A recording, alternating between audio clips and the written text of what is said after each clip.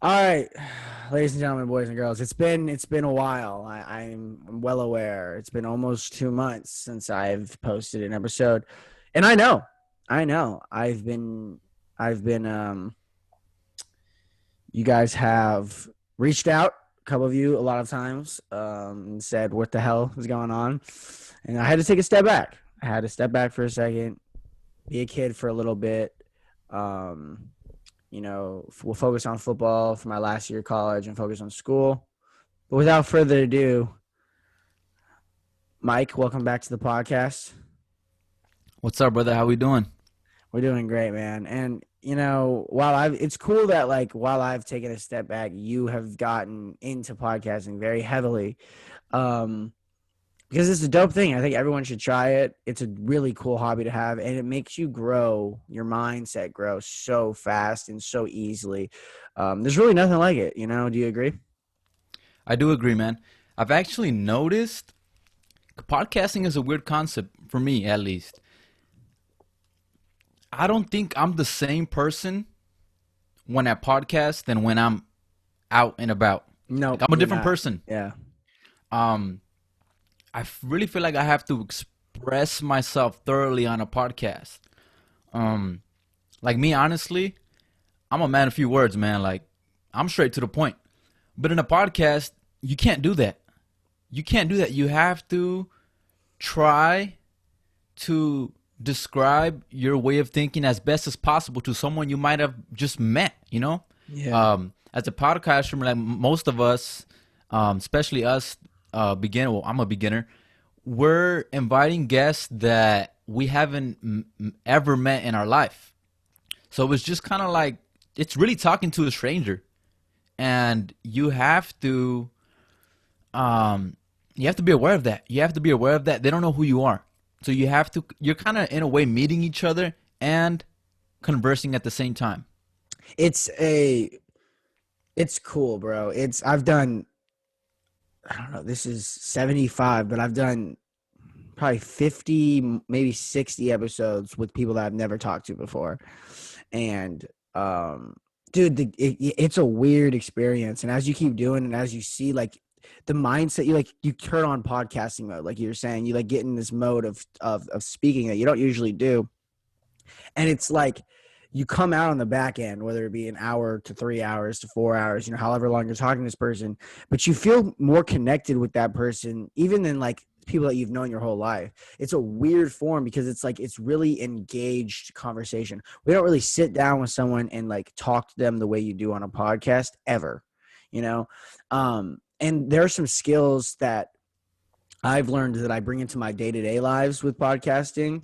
It's easier to engage and talk to people. But you're right, dude. You're two different people, and podcasting is like you switch on and off. And also, dude, I was like this before. I don't know if you were like waiting to say something. When you're in a conversation instead of sitting there and listening.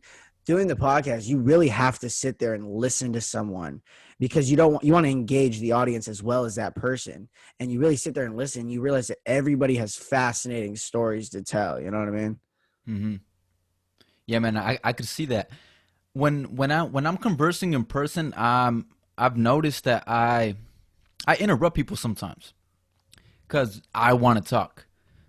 But in podcasting, I do, like I said, I'm a different person. I actually let the guest talk. I let the other person express themselves as they wish. I rarely interrupt. Is that a good thing or a bad thing? I don't know. Maybe my interruption as he's talking can bring up a whole different idea into his mind. But then again, maybe it can't. So it's kind of like you. I think as a podcast host, you have to know when to interrupt and when not to interrupt. Yeah. I wouldn't even call it interrupting. I would call it engaging because it's not like you're interrupting because interruption is you're bringing it into a whole new topic that has nothing to do with the conversation. I would say the tool that you have to use is to bring up new ideas regarding wherever you're at in the conversation to drive it to it wherever you want it to take it. Because really being a podcast host, you're the driver. And now that you've done it enough, I'm sure you can see that. It's it's on you to keep the conversation engaging and going. It's not on anybody else but you. They're just there. You drive that person along. And if you do it correctly, you can make it so like it flies by and they just like, whoa, where'd the time go? And they every single second they have engaging, But it takes practice because it's really not something that normal people have to deal with in their day-to-day lives, except for if you have a podcast. Right. Yeah, I feel like if like you said, if you do a good job as a host, I feel like people open up a bit more. Facts. They open up. I've had a lot of people, a lot of guests that I've brought in. I've done 20 episodes, and maybe 5, 6 of those have been solo episodes, and maybe 12, 13 guests. Even people, I've had some people I know in person, and we talk about shit we don't talk in person. Like, they open up. Yeah. It's weird because I don't know. There's no wall when you're podcasting. Mm-hmm. Like, I feel like there's no wall, there's no barrier.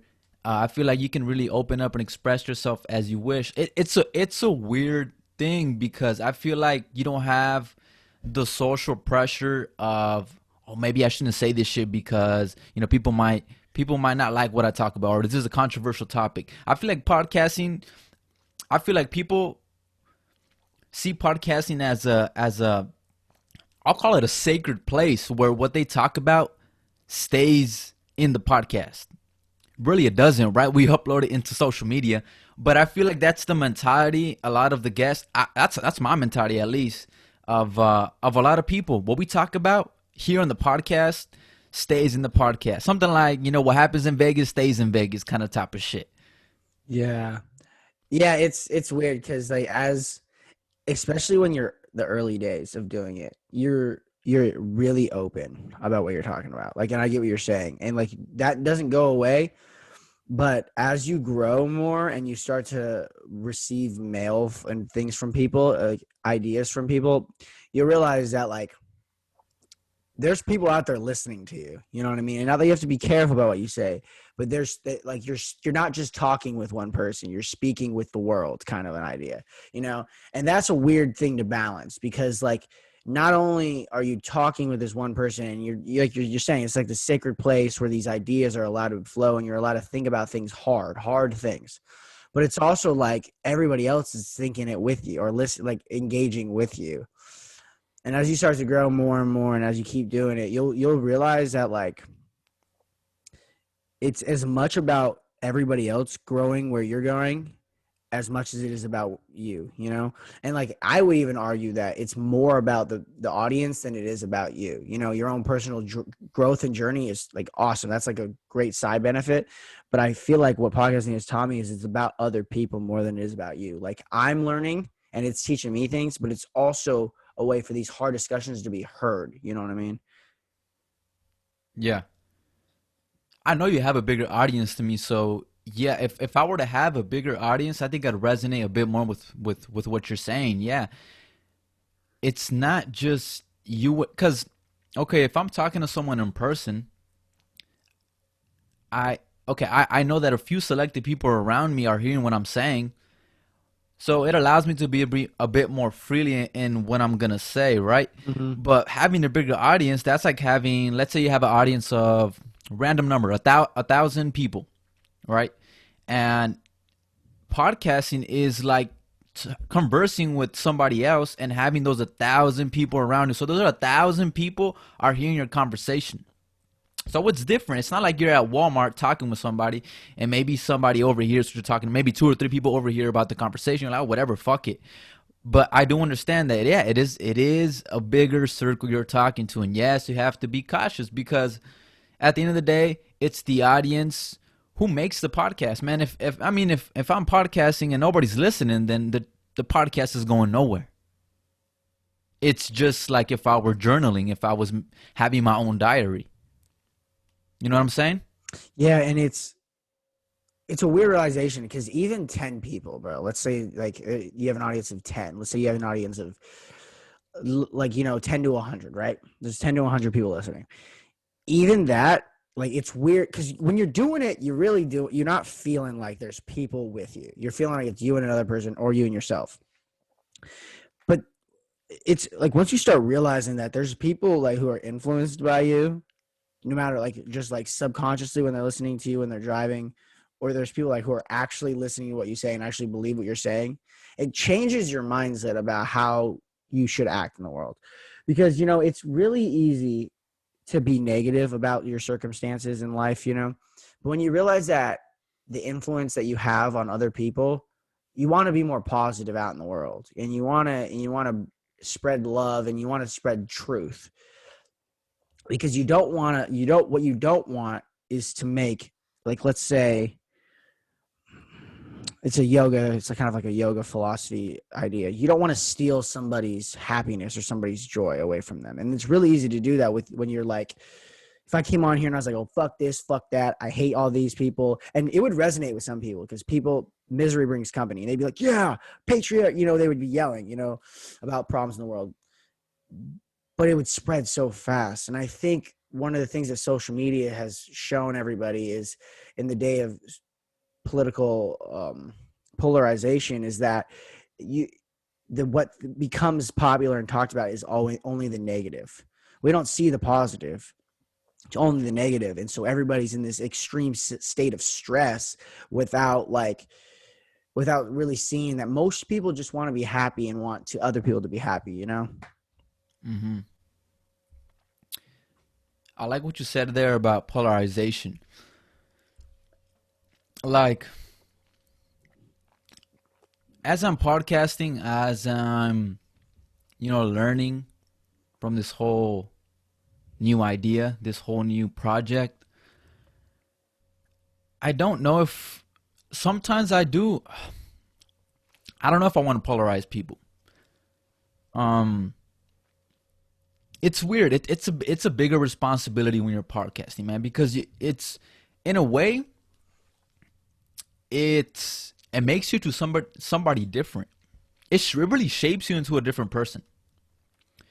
And I don't know if that's good or bad, because you're considering a lot more people, right? If you're pure-hearted, you don't want to, affect other people negatively. But what if what you're saying, what if your truth, what if your mindset truly represents who you are? But because maybe the backlash or maybe the negative feedback you may get from that idea, from your philosophy of whatever the topic may be, what if that, how do I put it, man? Like, you're changing yourself, bro. Really, that's what it is, man. I don't know if that's good or bad.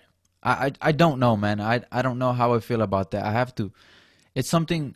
See, sometimes I don't have the answers to most of the things in general, but I feel like podcasting really opens up my mind to think about those things. Even while I'm podcasting, like, I'm figuring shit out.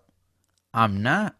Whatever I say is not 100% correctly. Most of it is not. Most of it is just, I'm thinking, but, actively speaking at the same time. Sometimes when I'm podcasting, I might change my way of thinking halfway through the podcast, and I feel like people need to realize that, So I've gotten some DMs too, like, hey Mike, I seen your podcast and you stood on something the first half of the podcast, but by the second half you totally changed your way of thinking. And I'm like, well, yeah, because I got new information. I actually was thinking, I was considering what the other guest was saying, and I made up a different conclusion. As a 24-year-old, even a 50-year-old, they don't have the answer to everything. They might think a certain way, but maybe they haven't been exposed to different things.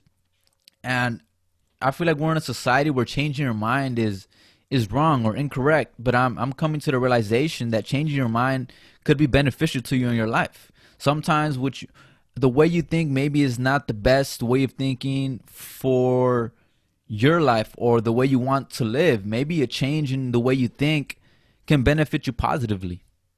No, 1000%. And that people don't understand that. People think it's growth, bro. People are so afraid of discomfort and growth. And like, I do that all the time when I'm talking to someone on a podcast. I change my mind. I'm like listening, but sometimes I also like change my mind against the person that's speaking, Like, I don't agree with everybody that I have on. No way in hell. We're all different people. But, a lot of the time they're saying something and I'm like, that's like inherently wrong. That's bad logic. You're making an argument that is invalid, bro. And then they change it, and I had the same thinking as them, and then I change it after thinking from like from a objective point of view and not a subjective point of view, because we're all theory laden. We're all shaped by the prior experiences and prior ideas that have been placed on us, things we've learned, things we haven't learned. We're all theory laden, and truth is in the eye of the beholder, I believe. And so like everything you're gonna learn, it's only subjected to your own point of view. Like if you aren't capable of opening your mind to new ideas, then you're not going to learn anything. And like truly, I think one of the biggest problems with men today is that they're so afraid of discomfort and growth, and they shy away from failure because failure is seen as a weakness. But our coach says something, and he says failing is not failure. Failing is like you failing at something and then you get back up. You fail and you get back up, and you fail and you get back up. Failure is when you're like, all right, I'm done. I can't do it anymore. I quit. It's too hard. That's failure. And I think everyone, they associate the two too easily because, maybe you're going to get made fun of. Maybe you're going to get laughed at. Maybe it's too much pain. Maybe it's suffering, because that's what life is. It's suffering. But you can't shy away from that mindset of changing your mind, if it's your ideas, or getting stronger, if it's physicality, or eating healthier. Like there's a bunch of things that we know we need to do that are self-sabotaging us, but we just chase comfort.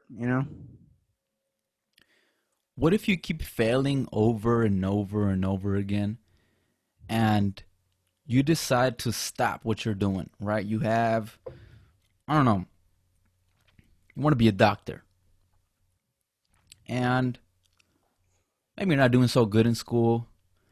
Uh, Maybe you're losing interest. You're overthinking it. Maybe you're changing your mind, and you decide to go a different path. Would you consider that failure? No. And maybe actually, maybe, but I would actually, because here's the thing, it's all what you view, how you view it. Because failure, you're failing, but you're not a failure in life. Like if you're failing at something and you just do not like it anymore, and then you go find something and it becomes your passion, that's not failure. Failure is the inability to change in something that you are passionate about. I think failure is giving up on something that you want. Like, because in the example you gave, the guy, maybe they're not doing so well in school, and they're not doing well in school, it's because they don't care about it. It's because they're not trying. It's because they don't understand. They're not passionate about the subjects they're studying. And they're like, I'm changing my mind. I don't really want to do this. That's not failure, because you don't want to do it.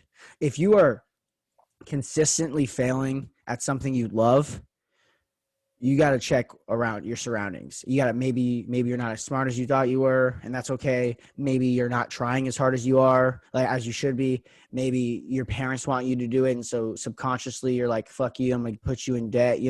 Like there's a lot of reasons why people fail, but I think it's realizing, okay, am I failing at this because, am I giving this all I've got, and still failing? Or am I failing because I'm not really trying and I don't really want to do this? hmm I feel like it's not failure. Yeah, I agree. But I feel like there's a certain dissatisfaction of not. I think it goes down to really giving a fuck about what others thought you were gonna be. You know, that person, everybody, since he was, a small kid, knew and encouraged and seen that kid that he wanted to be a doctor. But as life started happening and he started discovering himself and really discovering his interests, he realized that that wasn't what he wanted to do. But I feel like it's the pressure of everybody wanting you to be something because they thought you were gonna be it. Because they maybe thought that you liked it, and maybe you did, or maybe you didn't. You don't know. You were young still. You didn't know your interests. But now that it's getting close to it, you know, people still see you that way. Still see you as that child who wanted to do this, or that person who wanted to do this. And I feel like that individual, in this example, the soon to be doctor, is in kind of like a he's in a real critical state where he's like, damn, like I don't want to do this, but everybody's counting on me. I feel like that. I feel like that's a very strange position somebody can be like. And if he does do it, it's not because he wanted to do it. It's because other people wanted him to be that person. I feel like that's a strange position to be in. For sure. It's happens a lot with parents for sure. Parents Definitely. putting the pressure on the kids to do something, especially with doctors, lawyers, things like that. They put this pressure on the kids, and then the kids resent them because they want to do something else.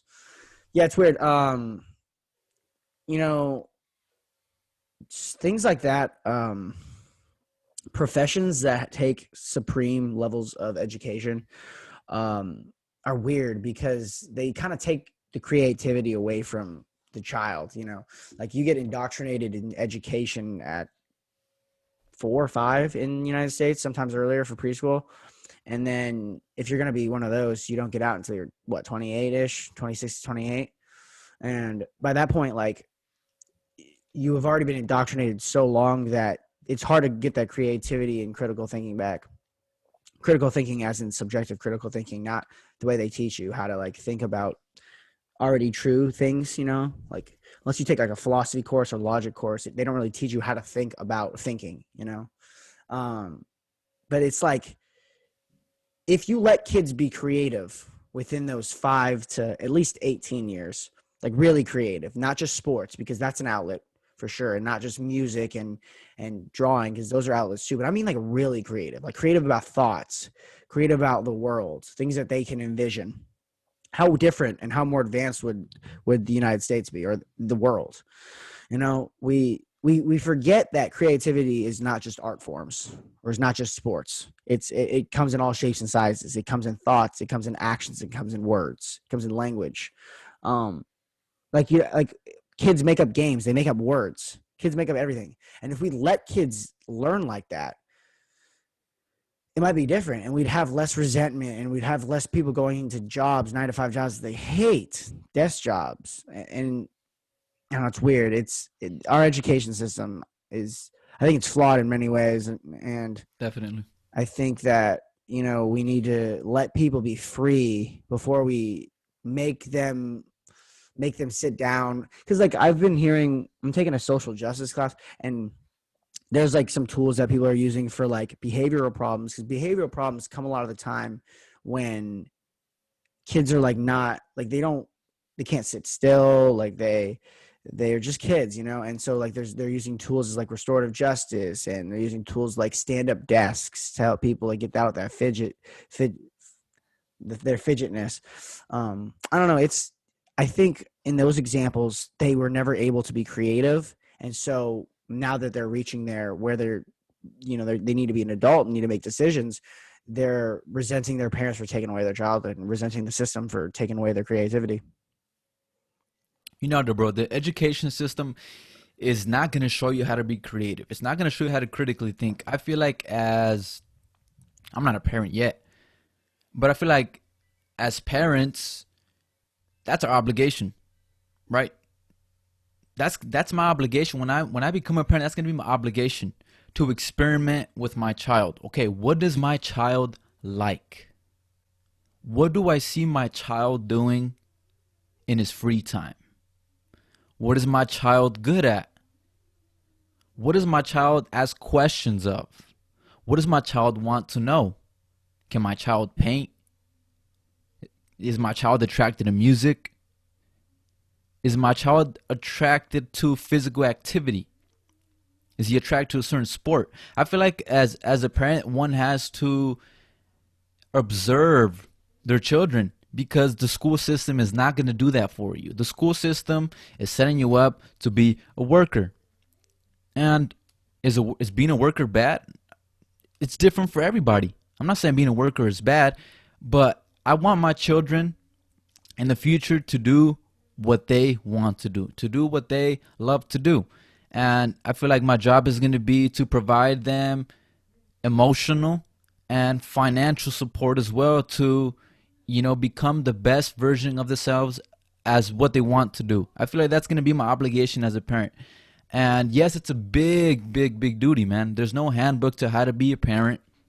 You know, as an adult, I'm gonna have even more responsibilities than what I have right now. I'm gonna have a career, a job, a profession. I'm an athlete. I'm gonna have shit to do. But I feel like when I'm ready to have a child, I have to be ready mentally, physically, and financially, and emotionally as well to have a child. Man, I don't think we should. I mean, it should be common sense, but I'll say it. I don't think we should take having a child, bringing a child into this world lightly, man. You're bringing in a fucking human being that's gonna have feelings, that's gonna have emotions, that's gonna have dreams, goals, and ambitions, just like everybody does. And as that person coming, being part of my flesh, my blood, my DNA, I want that person to be the best person he can be, and I'm gonna help that person as much as I can. Yeah, difficult question going off that. What are your views on abortion? Hmm. I don't have a standpoint on it, bro. Um, but what I can say is I feel like everybody should have a say in what they want to do with their body. Now, I touched on this with a friend of mine on my podcast as well, and I don't know if it's my standing just yet, but I'll share his standing, and I can agree to it. His standing was, if let's say I impregnate a girl and that girl wants to have an abortion and I know that child is mine, I, as being part of the creation of that soon to be child, should have a decision, an equal decision, just as she does, to make the decision of aborting the child or not. Like it was a we both voluntarily decided to have a certain action, and we both have to have equal rights over what proceeds, what action we want to take after us having sex.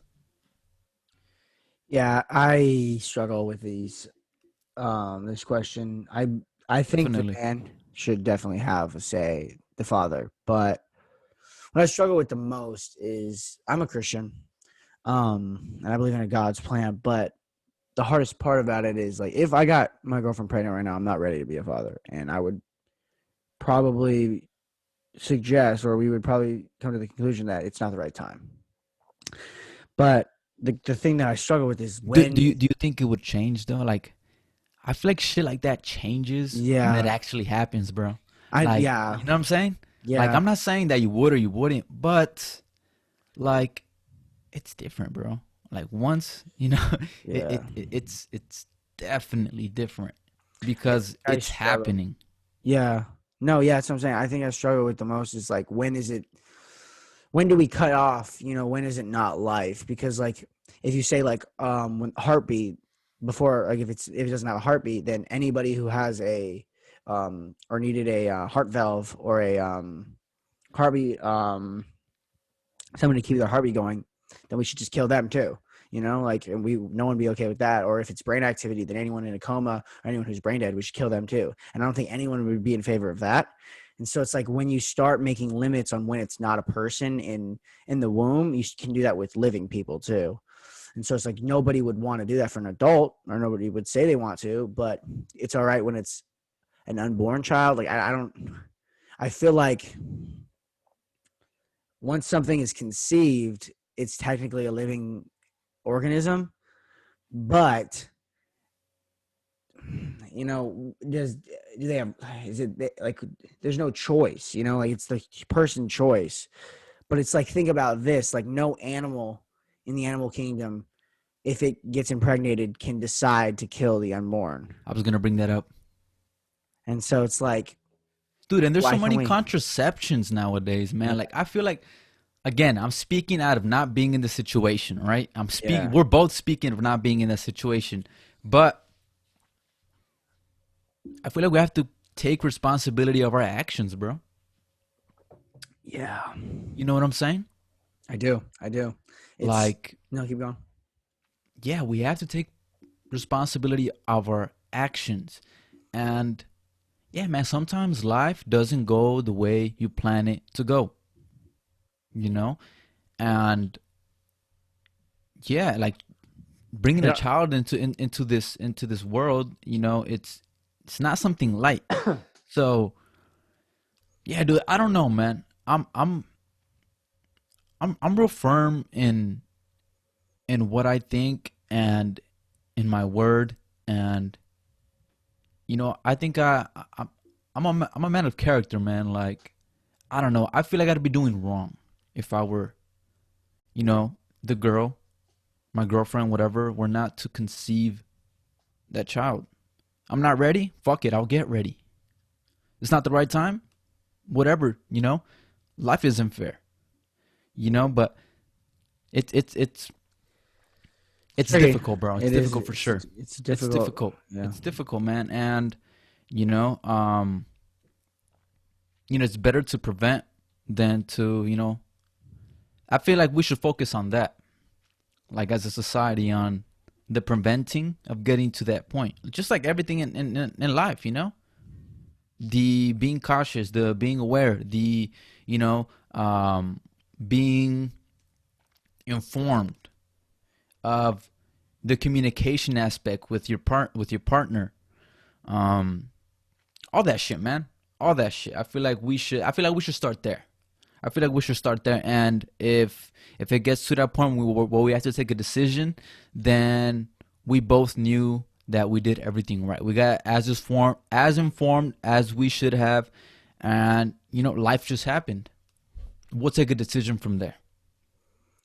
Yeah. It's you're never gonna know until you're in the Yeah, weeds, absolutely. right? We're just yeah, exactly. That was my point earlier. But I'm just trying to kind of see where I stand on that. But yeah, man, we really don't know until we're in that situation.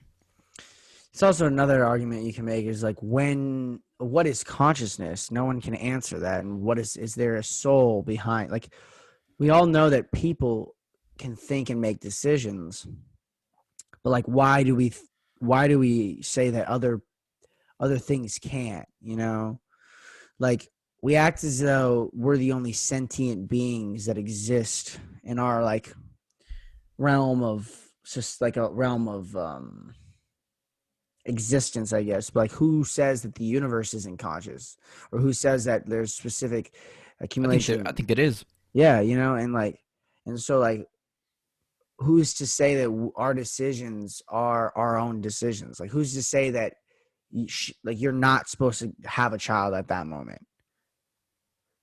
I don't know. It's that's the whole thing. God's plan. Like, Choice, yeah. Mm-hmm. are you playing God in a sense? You know, like let's give the analogy. Like you have an ant farm, right?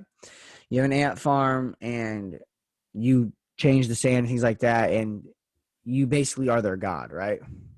You can drown them with water if you want, tsunami.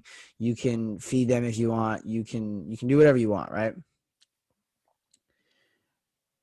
And one day you're like, I don't want this anymore, right? I don't want this ant farm. And you go and open it and you let them free, right? Those ants, they would go back. They would make a new ant farm, right? In somewhere else in the world, in a park or something. And what they would experience with Earth would be, where'd you go, bro? I'm back. Okay. Sorry And about that. no, you're good. And what they would experience is if there was rain, if there was food being dropped, is they would experience, they would still call it, like they would still think it's God, whether it be one human or the world. So why do we call natural laws not God, but we call ourselves, we understand that we can make decisions and we can influence smaller beings. If our actions are the exact same actions that are going to happen with us or without us, you know, I think it's ignorant at least to say that we're the only beings that can make decisions. Yeah, man. I mean, we're different though. You know, we I think we're being human, having the choice of really just having the choice, having power, having a consciousness of what we do. Um like it just makes us different, bro. It's not like we truly can't know if we are doing good or bad. We truly can't know, like we truly don't know, man. I feel like we have to make it up, man. That's how we have governments and civilizations and laws and the way you should act and behave, because nobody knows. That's why we have a Bible, we have religions, we have we constructed a way of living, because if we didn't, we'd be just like them. We'd be just like the animals in the jungle. We'd be just like, the fucking animals at sea. We'd be just like the flying birds. We'd be just we wouldn't be human beings. I think that's what makes us different, bro. We have to construct our own reality. And like I can't say I'm Christian, bro, but I'm a believer of God. What that God is, I don't know. I do get some of my ideology from the Bible. I can't say that, but I can't say I truly follow the Bible or believe truly in what the Bible says. I actually just started reading the Bible, bro. I started reading the Bible 2 weeks ago, and I'm reading it from a open mind perspective, bro. I'm reading it just like if I were reading any other book. Um, and I'm actually excited about it, bro. You should be. I'm excited about it because I want to see what it's about, man. I want to see what it's about. Um, I feel like I'm gonna get great things from it, man. I feel like it's gonna benefit me more than it's gonna affect me negatively, man. I don't know. I feel like I'm gonna be a different person, man. Well, you definitely will, but 1000%, most of your morals that you hold probably are already come from the Bible. Like people don't understand, like the laws of Western society and We're really the influenced, laws, yeah, of course, man. We're like influenced by yeah, by yeah, God and the Bible, of course, man. The Holy Bible. Yes, this is how America was founded, man. The combination of, Christianity and the combination of reason and logic.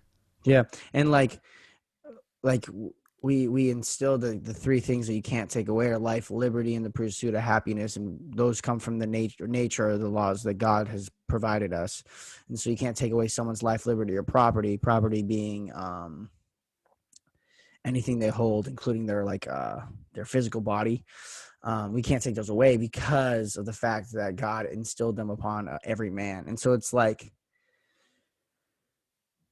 all most people's morals: don't kill people, don't steal, don't rob, don't covet another man's wife, all come from the Bible. Yet we're Yes. trying to throw the baby out with the bathwater. You know what I mean? Like people are trying to throw it out of society and act as though we can just act rationally and morally when we know that's not the case. Look at Nazi Germany, look at communist Soviet Union, look at China, look at North Korea right fucking now, bro. Like we act like we can just act rationally and morally when we don't have a higher being like keeping us aligned. I don't really agree with that. Yeah, man. I feel like Western society, America, it was founded just right, man. Like I mentioned, it's a combination of logic and reason and a certain philosophy, that might have started from, the Greeks. And we molded it with religion, with Christianity, with principles, with morality, man. It's I feel like America was founded with I'll call it a yin and yang kind of mixture, man. We got both worlds combined into America. Both worlds were molded into a way of living here in America and Western society, man. And I feel like that's why sometimes we are always battling back and forth because it's made up of two different things, man. It's made up of faith and it's made up of logic. And I feel like that's necessary, man. We have to have both. We have to have both. We have to have a balance. There's always going to be a constant battle, bro. And I feel like that's healthy. I feel like that's healthy, man, because nobody's always going to be right. Somebody's always going to be pushing back and pulling back. And I feel like that's the world itself works, man, by opposites. Do you think that there are objective truths and objective moralities? Like, do you think that there are things that everybody holds are immoral and everybody holds are moral actions? Like, let's say, a good example is most people would say killing an innocent man is immoral, right? Do you believe that everything is immoral? I mean, there are objective immoral acts and objective moral acts that everyone holds. I'm going to say it's subjective, bro. You think so? I'm coming to the yeah, that's my theory as of now, man. I think it's subjective because you know, people are a product of their environment, bro. Nobody knows. There's no such thing as good or bad. I would disagree. I don't think there is. All right? Well, wouldn't we all agree? Everybody, I think most people would agree that molesting or raping a child is an act of is very inherently immoral and wrong. It's subjective, bro. It's wrong for me, and I'm sure it's wrong for you. But if you ask that person who did that act, they might have been brought up in the environment that thought that that was okay. Mm-hmm. They might have a neurological misfunction in their brain that tells them, hey, this is what feels right for me. This is what makes me content. I have to do this. He doesn't know better. But does that take away from it still being objectively immoral? He should be punished. I feel that. I feel he should be Yeah. punished for it. Yes, that doesn't take away from. See, of course, Mm-hmm. of course, because the majority would think the same. They would think that that is incorrect. I'm not trying to defend these people. I'm not trying to. I'm not trying to say that that's go out there and do it, man. But we have to. We have to get out. We have to get in the perspective of everybody, man. Everybody. We have to take in, we have to take in neurological differences. Some people are not all there. Can you blame someone for being born a certain way? Neurologically, man, they're missing something. Can you blame them? It's like a baby. Yeah, They don't know. I think there are inherently immoral acts and they're objective, and that we have to hold those standards that we all hold, like not to murder innocent people, predators, and persecution of young people. But I understand what you're saying, because like a good argument against it is like it's inherently moral to hide Jewish people during World War II in Germany if you're a Christian family, but it's irrational because it might get you and your family killed, right? You could easily rationalize not hiding Jewish people in World War II if you rationalize it in the sense that you don't want your family hurt, Of course, yeah. but most people would look out and say, but it's inherently moral to hide those people. Same argument against slavery. It's inherently, we can look back, we can judge the past through our lenses now, and we can say, yes, slavery is very clearly immoral. But the people who are grown up, who are kids, who grew up on slave farms, who are parents of slave owners, would say that's how they made their money and that's just how society works. And they would rationalize it through the way that society works. So to demonize, it's really easy to demonize past actions with the morality with the objective morality of the present. Somebody's going to do it to us today, like in the future. Somebody's going to look back on an act we are doing, maybe the death penalty, maybe abortion, we don't know, and look back and be like, that is inherently immoral. How could someone ever do that? And it's because they're not using relative rationality. They're not understanding that the time frame and circumstances depend on what people think at specific times. You know? Hmm.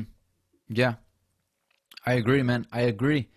And yes, I do think those people should be judged accordingly, man. Um, I feel like if see it's I I'll include some biblical thoughts into what I'm gonna say. I don't know exactly what they are. I mean, what you know what specifically what they are, but I know the message is within the Holy Bible. It's not. I'll use sin, right, as a word here, as the example. It's not the person or the individual themselves that are at the incorrect. It's the action of that sin. We're not we're not the sin. The action of us being a certain way, of committing certain actions, is the sin. Right? That's why God can forgive us, man, because it's not us, man. It's us being born into this world of sin. Right? According to correct me if I'm wrong, but according to the Holy Bible, we're born into a world of sin. Okay? And we have to be born again in order to, be entered into heaven and to be reincarnated and to be accepted by, Jesus Christ and God. And I kind of see it that way, man. Like, if somebody does that, like, if somebody like does that to, like, rape or whatnot to a family member, of course, man, it's gonna be wrong for me. I'm gonna be pissed, man. But I feel like I feel like that's me as a human being feeling those emotions, man. I'm gonna be angry. I'm gonna be pissed. I'm gonna want to hurt, to kill, you know. But like, if I get in the perspective of what of that person, then it's different, man. It's different. Like, it's difficult, bro, because we, dude, it's hard being a human, man. Like, it's like, there's no perfect answer, man. There's just ideologies and philosophies. And if I were to do something to that person, then I'll take it. I'll own up to my actions, man. I sinned, but I feel like that was my right thing to do. I'll take responsibility for my actions. That's all it is, man. I'm willing to go to jail. I'm willing to go to jail. It's a weird thought when you start to think that, like, we're put on this earth for such a small period of time, and that all we have to live by is what the past ancestors have left us with. Like, Hmm. like it's tough being a human, and it's tough understanding that we're all gonna die, and it's even tougher to understand that everyone we love is gonna die, and that some of them are gonna die before us. Hmm. You know, um, yeah, man, it's tough being a human. It's tough deciding things. It's tough living. Life is suffering, man. Life is the hardest thing we're gonna do. I heard a great quote the other day, and it was, everyone always says you only live once, but that's not true. You live every day. You have 24 hours new every day. You only die once. And I was like, okay, that actually makes a lot of sense. You have a new chance every 24 hours you get blessed with. You have a new chance to change your mindset, to live accordingly, to love your life. And once the clock stops ticking, that's it, dude. Lights out, man.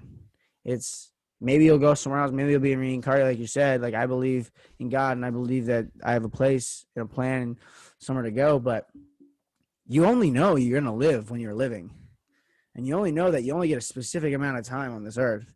And so to not, I feel like it's inherently selfish to not live your best life every day and to not choose the highest truth and the highest good to model yourself after. I think it's inherently wrong. Hmm. Yeah, man, I can agree to that for sure. Man, I feel like, bro, I'm a big believer in, you get what you put in, man. Like, everything that happens to me is my fault or my ancestors' fault. I feel like we're part of that lineage, man, of that energy that's being transferred over generations after generations after generations. If your fucking great great great grandfather, you know, putting bad energy into the world, it might, you know, go down down into maybe your generation. Maybe that something negatively that happened to you is because of that incident back then, man. I'm a real big believer in energy, and I feel like it can't be passed down through generations, man. I feel like I believe in curses, man. I believe in curses. I believe in yeah, just curses, man. I believe in all that shit, man, because I feel like it's energy. Energy can be transferred. Energy can be transferred, man. Energy can be transferred. That's why I try to put in the best energy, the most positive, the most good energy I can into the world to better not only me but the generations to come, man. It's a weird concept. I don't know if I can truly put it into words, man. But I believe in energy, and the energy that is here now existed since the beginning of time, man. Energy can't be destroyed. It can only move or created. So, No, energy can't be created nor destroyed. exactly. It's a So, weird. That's weird, bro. That's the weird one. It's that we energy can't be created nor destroyed, and humans use energy. It's transferred.